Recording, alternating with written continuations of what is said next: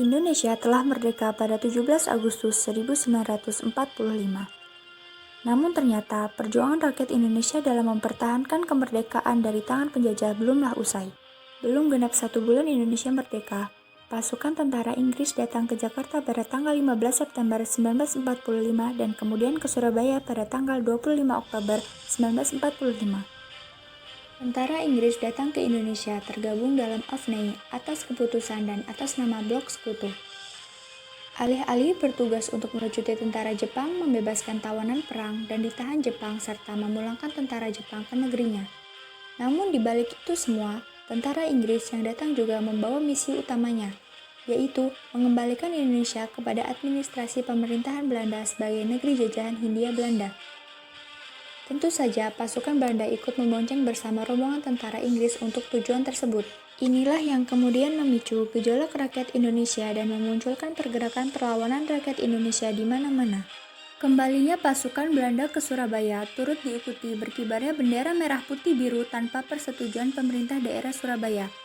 Ditiang pada tingkat teratas Hotel Yamato pada malam hari tanggal 18 September 1945 pukul 21.00. Keesokan hari, para pemuda Surabaya yang melihat bendera tersebut menjadi geram, karena mereka menganggap Belanda telah menghina kedaulatan Indonesia, hendak mengembalikan kekuasaan kembali di Indonesia, dan melecehkan gerakan pengibaran bendera merah putih yang sedang berlangsung di Surabaya. Massa pun berkumpul di Hotel Yamato. Dengan itikat baik, pihak Indonesia pun meminta perundingan dan negosiasi penurunan bendera asing tersebut. Saat itu, Sudirman dikawal Sidik dan Haryono pun kemudian masuk ke hotel untuk berunding. Tapi perundingan tidak berjalan baik. Pihak Belanda tidak bersedia menurunkan benderanya. Maka terjadilah perkelahian di dalam ruang tersebut. Sidik gugur di dalam ruang perundingan setelah terkena timah panas petugas Belanda. Mendengar suara tembakan dan melihat Sudirman dan Haryono yang berlarian ke hotel, sebagian massa kemudian berusaha naik ke atas hotel untuk menurunkan bendera Belanda. Haryono yang semula bersama Sudirman kembali ke dalam hotel dan terlibat dalam pemanjatan tiang bendera bersama Kusno Wibowo. Mereka berhasil menurunkan bendera Belanda, merobek bagian birunya, lalu mengerek ke puncak tiang bendera kembali sebagai bendera merah putih. 27 Oktober meletusnya pertempuran pertama antara Indonesia melawan tentara Inggris. Serangan-serangan kecil tersebut berubah menjadi serangan umum yang banyak memakan korban jiwa di kedua belah pihak. Pihak Indonesia dan pihak tentara Inggris sepakat melakukan gencatan senjata yang ditandatangani pada tanggal 29 Oktober 1945. Terjadi bentrokan-bentrokan bersenjata antara rakyat dan tentara Inggris di Surabaya. Bentrokan tersebut memuncak dengan terbunuhnya Brigadir Jenderal Malabi, pemimpin tentara Inggris untuk Jawa Timur pada 30 Oktober 1945 sekitar pukul 20.30. Saat itu, mobil Buick yang ditumpangi Brigadir Jenderal Malabi berpapasan dengan sekelompok milisi Indonesia ketika akan melewati Jembatan Merah. Kesalahpahaman menyebabkan terjadinya tembak-menembak yang berakhir dengan tewasnya Brigadir Jenderal Malabi oleh tembakan pistol seorang pemuda Indonesia yang sampai sekarang tidak diketahui identitasnya. Kemudian mobil tersebut terbakar setelah terkena ledakan granat yang menyebabkan jenazah Malabi sulit dikenali. Kejadian ini menuai kontroversi dan banyak kejanggalan. Pihak Indonesia disalahkan karena telah melanggar perjanjian gencatan senjata.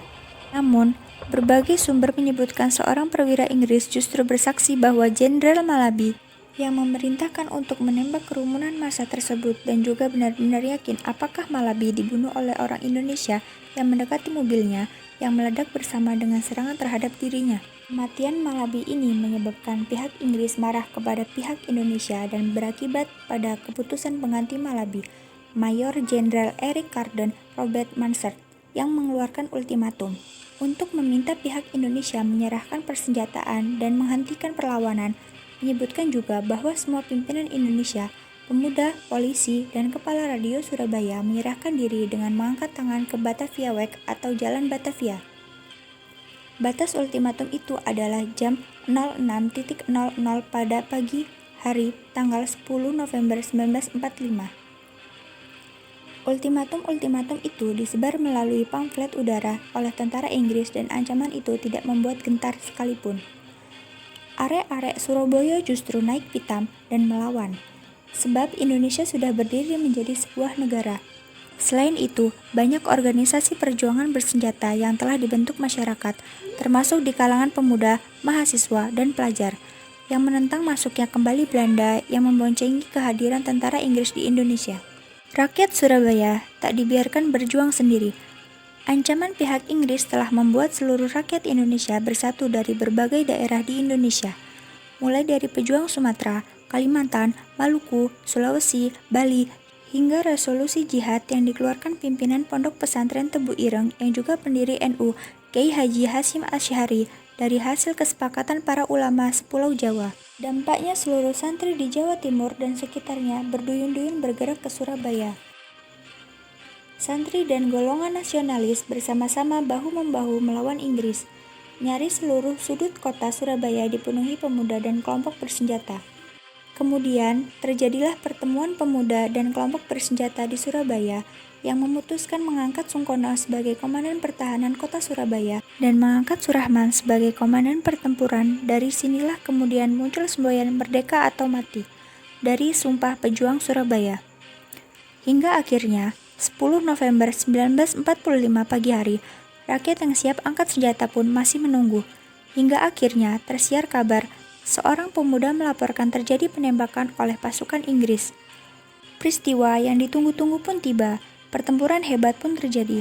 Meski Indonesia baru terbentuk, itu tidak menciutkan rakyat Indonesia melawan negara pemenang Perang Dunia Kedua, Inggris. Dengan gagah berani, rakyat Indonesia menghadapi perlawanan dari darat, laut, dan udara untuk mempertahankan kemerdekaan dan kedaulatan NKRI dengan semboyan yang akan selalu dikenang. Sekali merdeka, tetap merdeka. Demi menjaga Indonesia, para pahlawan tidak membeda-bedakan suku, ras, agama, dan golongan. Justru dengan begitu menjadikan Indonesia semakin kuat dan mampu menghadapi lawan sekuat dan sebesar apapun.